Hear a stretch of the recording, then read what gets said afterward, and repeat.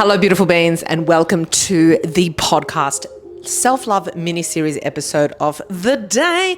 Today we're doing self-love / self-worth. Okay, so this is obviously a key pillar of self-love. It's how we value ourselves, how worthy we feel, because no matter what anyone says, like, it's all well and good to hear those like fucking quotes that are like, you're good enough as you are, you're good enough as you are. But that quote alone isn't going to change shit. It's not going to help you feel any better, because at the end of the day, if you can't see where your worth is, where your value lies, and someone's like, oh, you're just good enough, you're not going to feel good, okay?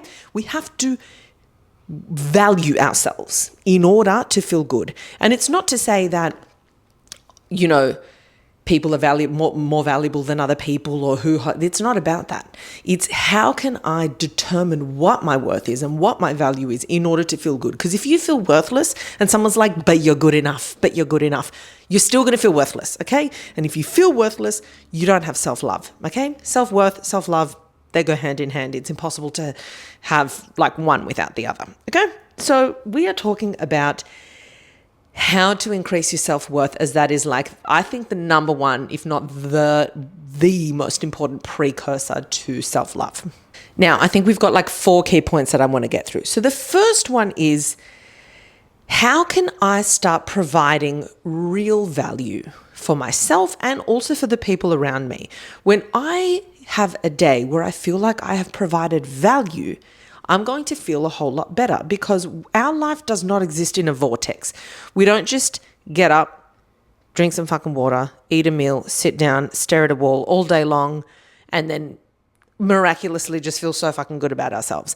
The times that we feel good about ourselves is when we've done stuff that provide value, whether it's things to better ourselves, whether it's like I've learned something, I've studied something, I've worked on something, I've worked on a project, I've worked on my health, whether it's I've gone and helped this person, I've volunteered for this thing, I've gone and helped my friend move, I've gone and been a shoulder for them to cry on, I have, you know, gone and lifted someone's mood by being like the comedian for them for the day, whatever the fuck it is. You've got to ask yourself, how am I providing real value every single day?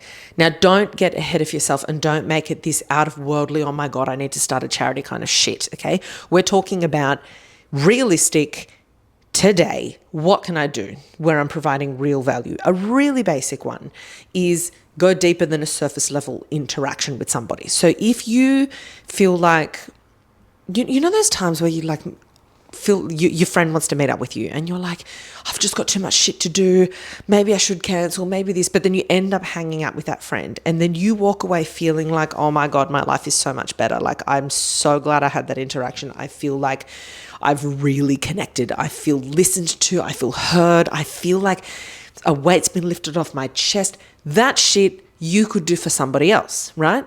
And when you do that for someone else, when you have a deeper level interaction, not just a comment, not like, hey, or a text, or like a quick, like genuine interaction with somebody where you show that you care, that you value them, that you miss them, that you're thinking about them, that you remember a funny story, you already feel like you have provided value. So a simple exercise would be, for example, is to send a friend a message saying, babe, remember the time that you and I did, and you bring up a great fucking anecdote of your lives, a funny story, anything, and say, that memory comes up every so often and it really makes my day, and I want to thank you for creating that memory with me. Do you know how much that's going to make someone's day to hear that? Like, my friends have done that with me, and it literally like has me laughing out loud. It has me like, it's fucking the best. So I highly recommend you do that. So you've got to ask yourself, what can I uniquely bring into someone's life where I'm providing value, where therefore I feel more valuable? Okay? Because that's just how it is. Unfortunately, you know,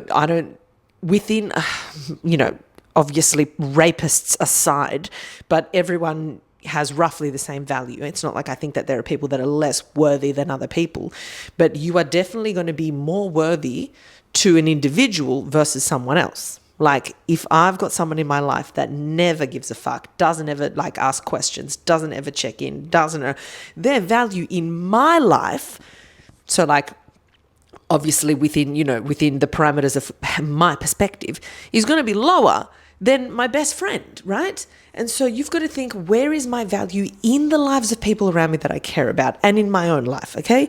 So you got to think, is it empathy? Is it support? Is it, reliability? What makes you worthy in the people that you love's life? What makes you irreplaceable? And also to yourself, what makes you worthy to you, okay? What can I do for myself that I'm like, fuck, I'm so glad I did that for myself. I'm so glad I did that for my future self. I'm so glad I enrolled in that thing or tried that thing or did that thing, okay?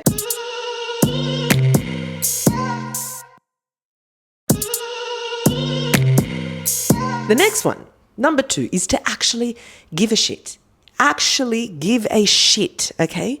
So this is listen when someone's talking. Remember the details. Ask follow-up questions, okay? Care about someone's stories. And this is a really hard one, but read the room and try and figure out when I should intervene with my version of that story or when it's just time to listen to that story. Because I think everyone's like, oh my God, it's just an ADHD thing where I have to tell my side of the story in order. I think it extends further than ADHD. I think a lot of people think, myself included, that when someone's telling a story, I want to share my story so we feel connected. And to an extent, it's very true. It is a way of connecting. But read the room. If someone's telling like a really hard story where they're emotional and where they're upset, now is not the time. Bit later on, for sure, so they can see how you dealt with that same thing. But this is the time to be like, I can be their shoulder to cry on. I can be the person that they can vent to. I can be their safe space, their vulnerable space. I can provide that for them. And then when we leave this interaction, they're going to be like, wow, someone actually cares for me. Someone actually loves me when I'm going through this really hard time. If it's like a more lighthearted story, share your fucking lighthearted story too. I love that shit. Now, the next thing is when we talk about giving a shit, still in number 2, is when we start to care, that starts to build oxytocin. It starts to build on this like bonding chemical. The more you start to feel bonded with the people around you and with your relationship with yourself, the calmer you feel, the lower your stress levels, the lower your anxiety levels, okay? So all these things are contributing on a chemical level to how you start to feel. Anxiety and, low self-respect and low self-love go hand in hand, okay? Because you're always second guessing yourself. You're always doubting yourself. So it's really, really, really important. It's fucking crucial that you do things that are going to change your brain on a chemical level as well, okay? Number 3, respect your body and mind. So self-respect is shown through actions. Yesterday, we spoke about negative self-talk and conversations that we have with ourselves, but I think the biggest pillar of self-respect is in the actions of how you treat yourself, okay? How are you following through with how you said you were going to treat yourself, okay? What are you doing for your sleep? What are you doing to fuel yourself properly? What kind of foods are you putting into your body? And I'm not some nutrition expert saint. I'm the last person, maybe not the last person, but I'm like the middle ground person that you would go to talk about these things. But within reason, am I fucking hydrating myself?